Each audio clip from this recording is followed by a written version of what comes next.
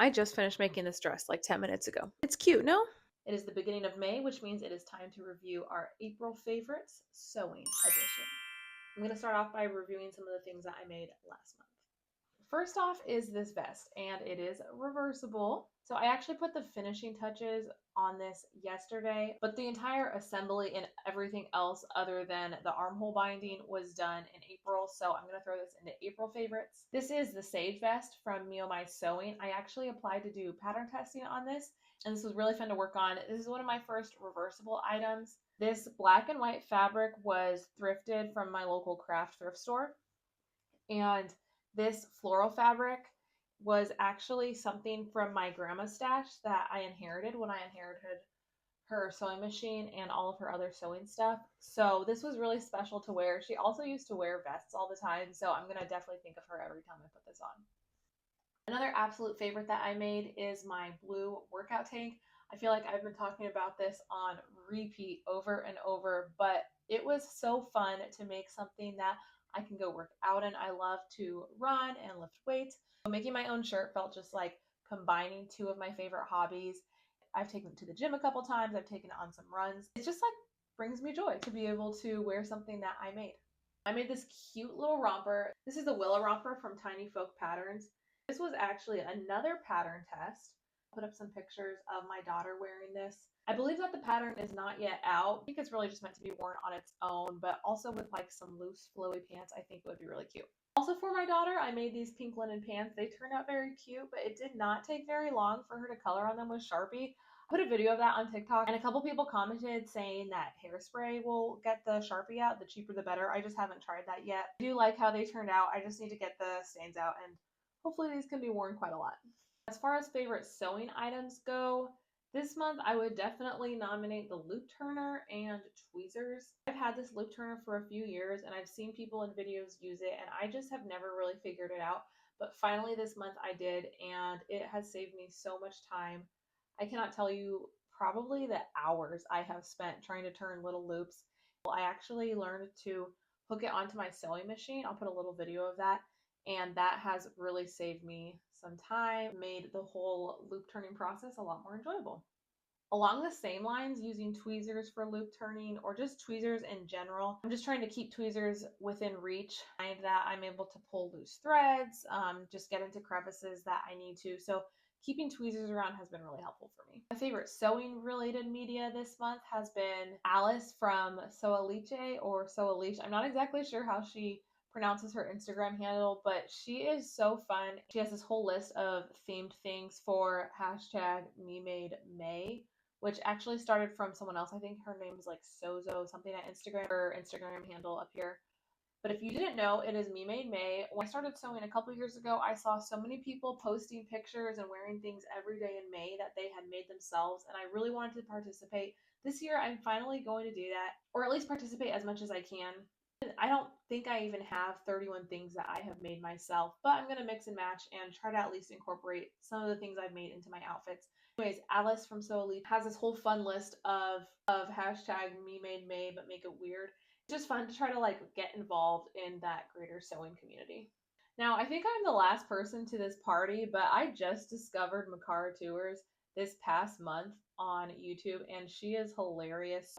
I ended up doing a lot of sewing to her videos, just passing the time, and I was laughing so much.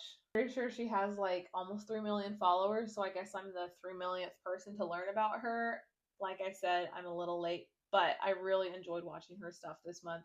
The one other thing that I would preferably like to review is like the media I've consumed over the month while I've been sewing, but honestly, I just haven't been able to find a lot of good books. So if anyone has suggestions, please let me know.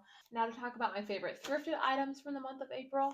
Honestly, I almost hate to talk about this because I feel like it is not fair to other people who sew, but I have a crafting thrift store in my town, and they literally have patterns for free, dozens of sewing patterns, and there's a little sign that says, please take our patterns, these are free, which is outlandish and amazing. So every time I'm there, I do browse through the patterns, and at this point, I've probably picked up upwards of 50. Now, some of them have actually been opened, used.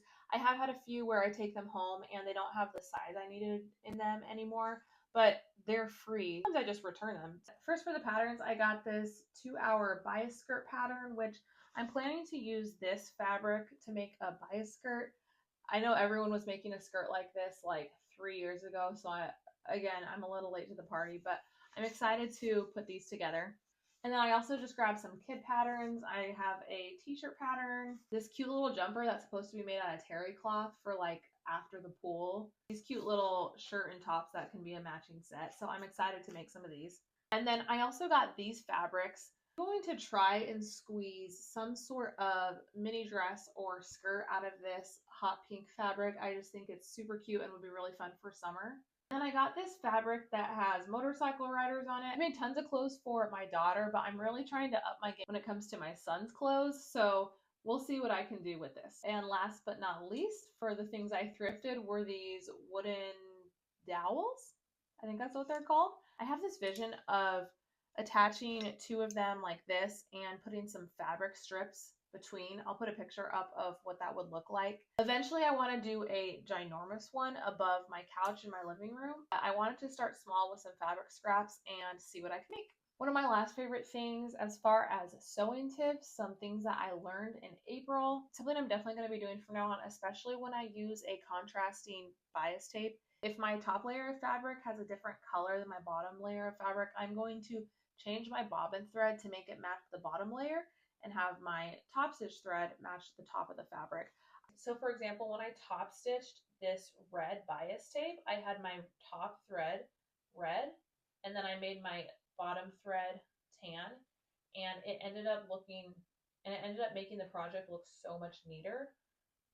The final thing I wanted to share are my sewing plans for May. I have quite a few.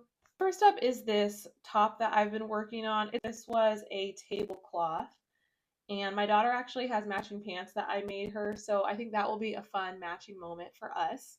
I have this floral fabric that I thrifted a while ago. I think there's probably 2.5 yards here, so definitely enough to make something. I think that this is probably going to turn into some kid overalls and perhaps a matching shirt for myself.